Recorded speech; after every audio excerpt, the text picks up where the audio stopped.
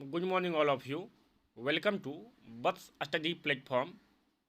आज हम लोग लुसेंट वस्तुनिष्ठ सामान्य ज्ञान जो हिस्ट्री का दूसरा पार्ट करने जा रहे हैं। पहला पार्ट ऑलरेडी हम लोगों ने कल कर लिया है और दूसरा पार्ट जो है हम आपको वो प्रोवाइड करने जा रहे हैं। आशा करते हैं कि आपको ये अच्छा लगेगा।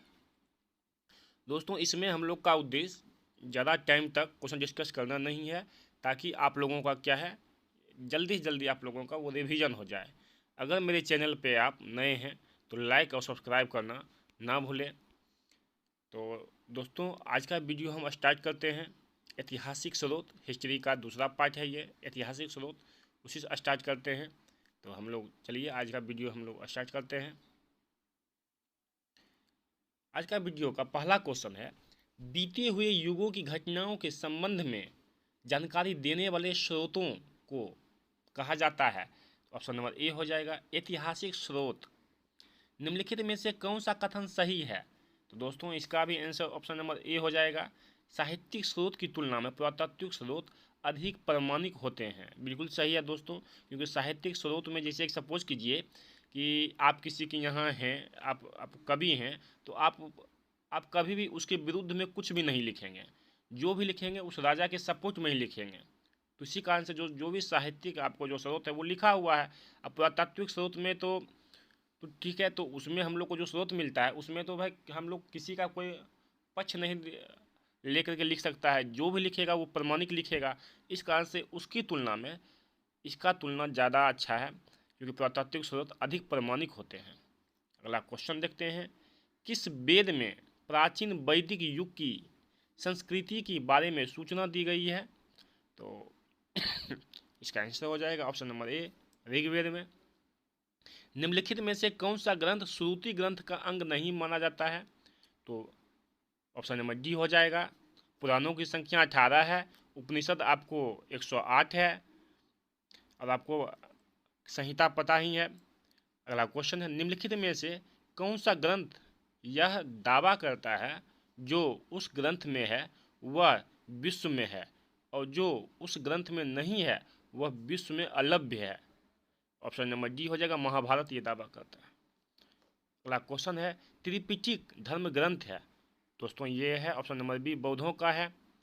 जातक किसका ग्रंथ है? ये भी ऑप्शन नंबर सी हो जाएगा। दोस्तों, ये बौद्ध का है।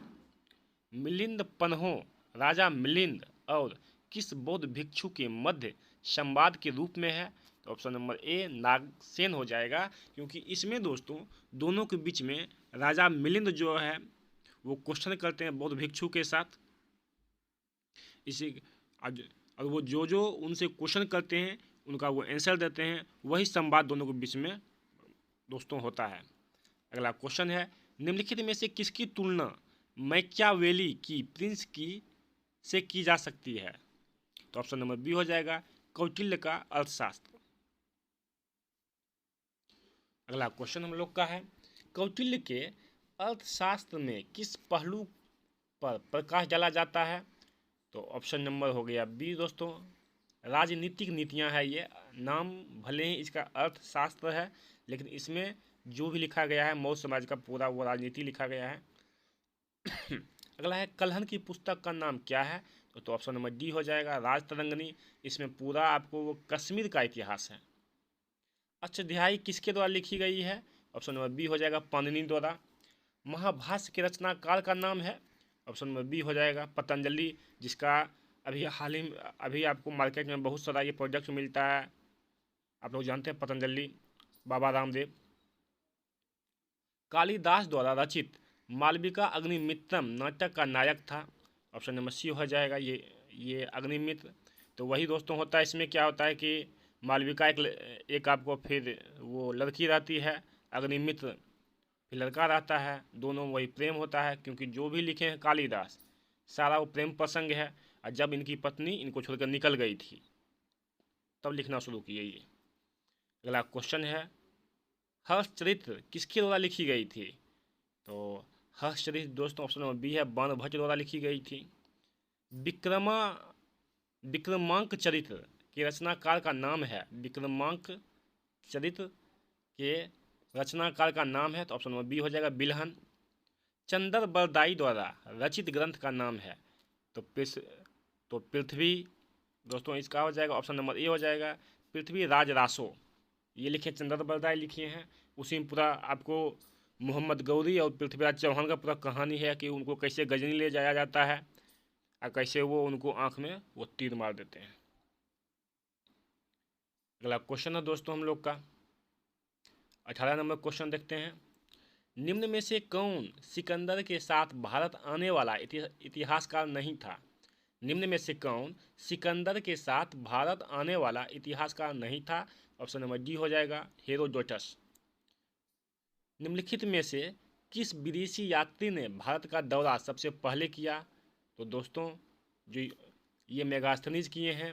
मेगास्थनीज का जो पुस्तक का नाम है उसका नाम है इंडिका लिखे मेगास्थनीज। इसमें भी आपको मौर्य प्रशासन के बारे में ही लिखा गया है। उस टाइम आपको कैसा समाज था, क्या था, नहीं था, सारा डाटा है। मेगास्थनीज की पुस्तक का नाम अभी जस्ट ऊपर बताए हैं, ऑप्शन नंबर डी हो जाएगा इंडिका। जियोग्राफिका की रचना किसने की? तो ऑप्शन नंबर सी हो जाएगा स्ट्रेबो। पिलनी की पुस्तक का नाम है, ऑप्शन नंबर बी हो जाएगा natural historia. Periplus of Erythraean sea की रचना किसने की? तो दोस्तों इसका कोई लेखक के बारे में तो मालूम नहीं है, इसलिए ऑप्शन नंबर डी हो जाएगा अज्ञातनामा यूनानी लेखक ने। फाहियान कहाँ का निवासी था? तो दोस्तों ये चाइना का था। छोटा हाइट छोटा आंख। फाहियान किसके शासनकाल में भारत आया था?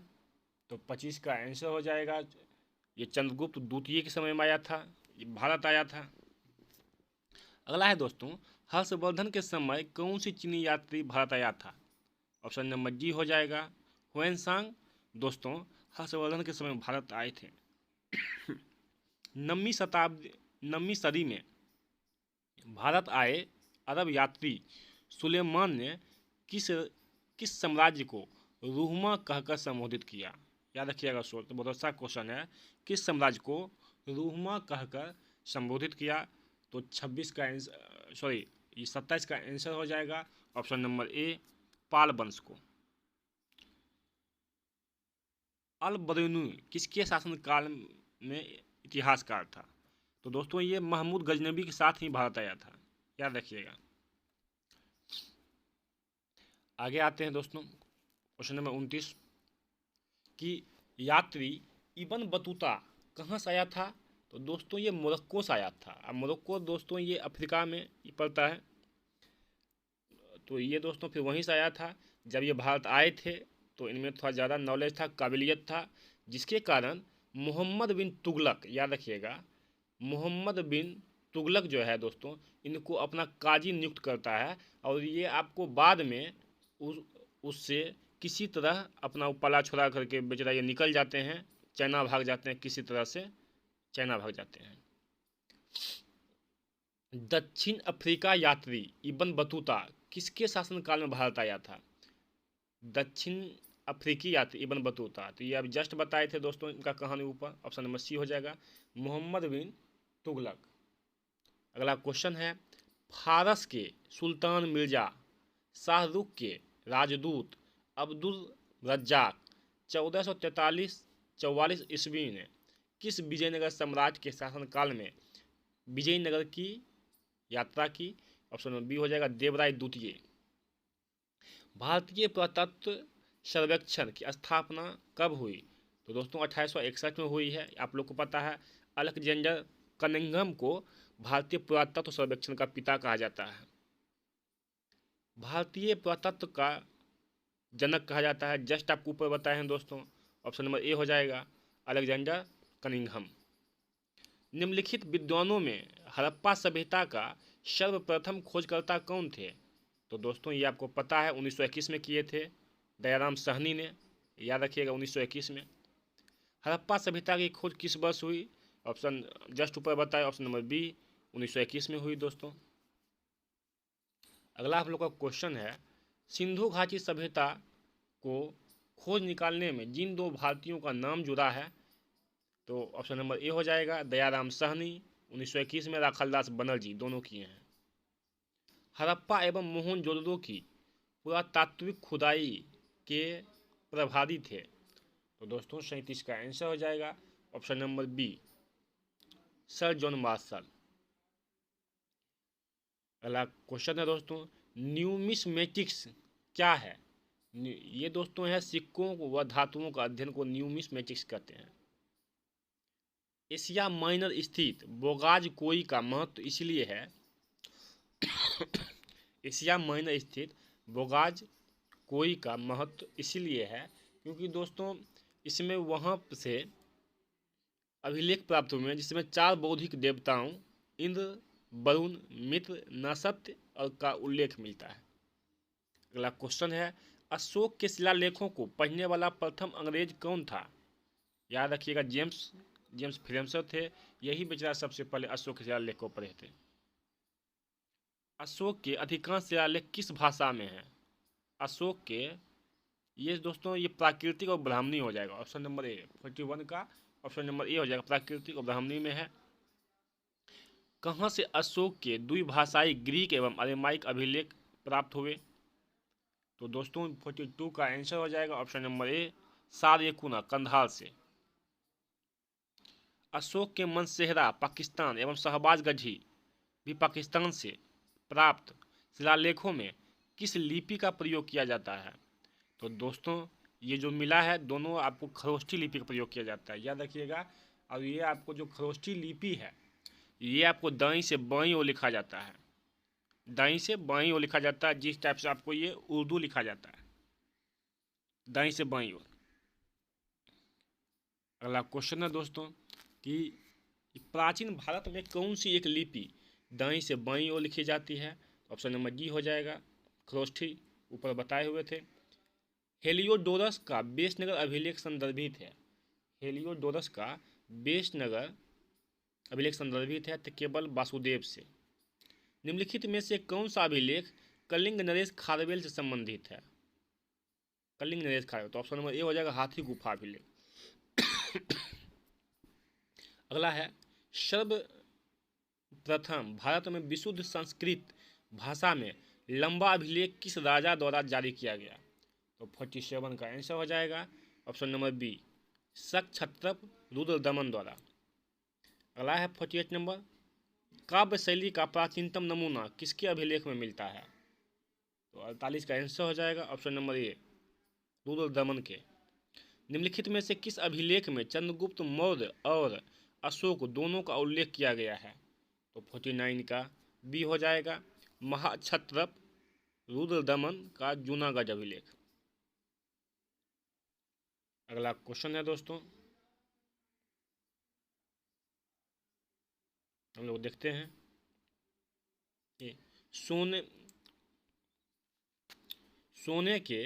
सोने के सर्वाधिक सिक्के किस काल में जारी किए गए हैं? सोने के सर्वाधिक सिक्के किस काल में जारी किए गए हैं? तो दोस्तों इसका आंसर हो जाएगा, आप बताइए इसका आंसर। 67 का आंसर हो जाएगा ऑप्शन नंबर, आपको ये गुप्त काल हो जाएगा। सबसे ज़्यादा तो उसी काल में किए गए थे। और सर्वाधिक अगर हमसे पूछे ये आपको जगह कुषाण काल में, आपको 67 का बी बताए हुए थे। निम्नलिखित में से किस स्थल से रोमन सिक्के मिले हैं? याद रखिएगा दोस्तों, किस स्थान से रोमन सिक्के मिले हैं? तो ये हो जाएगा अरिकमेडु। भीमबेटका किसके लिए प्रसिद्ध है? भीमबेटका किसके लिए प्रसिद्ध है दोस्तों? तो भीमबेटका आपको दोस्तों गुफाओं के शैलचित्र के लिए है। प्राचीन भारत में लोग बर्मा को किस नाम जानते थे? प्राचीन भारत में भारत के लोग बर्मा को किस नाम से जानते थे? ऑप्शन नंबर बी हो जाएगा, सुवर्णद्वीप।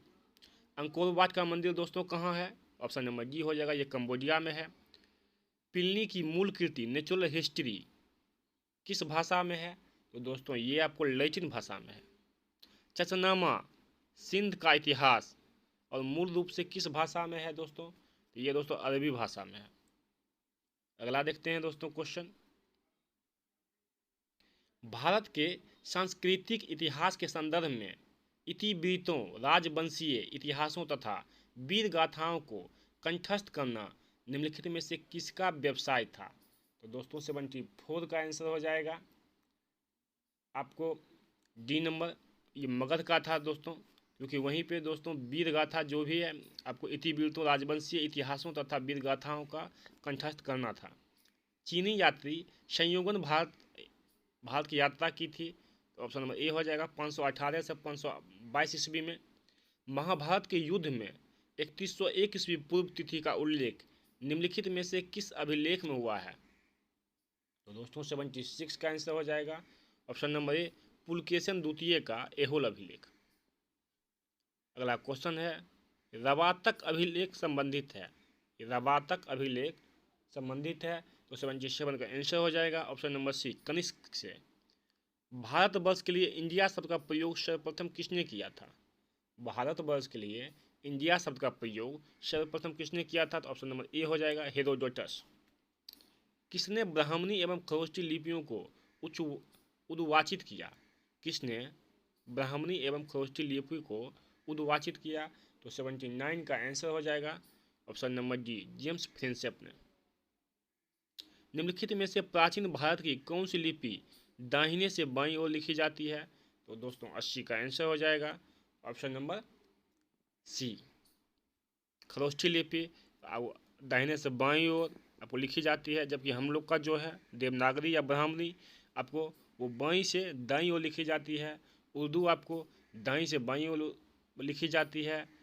तो ये आज का चैप्टर नंबर 2 आप लोग को हम करवा दिए हैं। आशा करते हैं कि बहुत कम टाइम में हो गया होगा। आपके पास कभी भी 10 मिनट, 5 मिनट या 15 मिनट कहीं आप जा भी रहे हैं, वहाँ भी टाइम मिलता है, तो एक बार इस चैप्टर का आसानी से आप रिवीजन यूट्यूब के स्पीड को तो बढ़ा कर भी कर सकते हैं, एज ए आप नॉर्मल भी देख सकते हैं। तो दोस्तों अगर ये वीडियो आपको अच्छा लगा हो तो इसको लाइक कीजिए, सब्सक्राइब कीजिए और शेयर कीजिए।